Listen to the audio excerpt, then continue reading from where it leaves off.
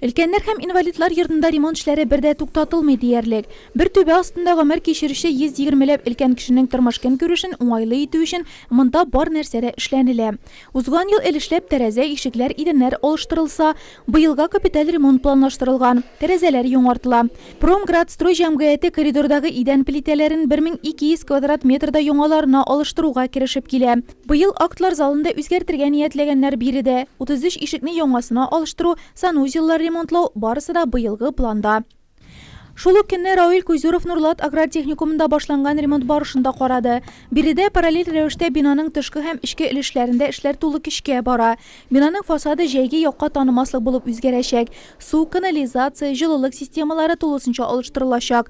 200ләп тәрәзә пластиктан булачак. Фасад та тулысынча яңарачак.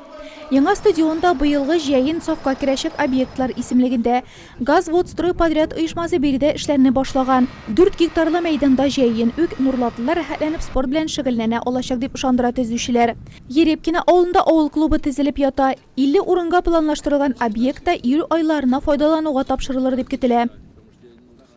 Здесь идут земляные работы, фундамент, копать под фундамент, будут укладываться подушки. С понедельника укладывается подушка, потом пошел фундаментная, потом уже цокольная часть начинается. Сейчас в данный момент идут земляные работы. Здесь просто постоянное наличие материала и работы с людьми. Все. Район башлыгы Равил Кузюров объектларның һәр кайсында эшне төгәл башкарырга, хезмәтне саклауның барлык таләпләрен җиренә җиткереп үтәргә чакырды.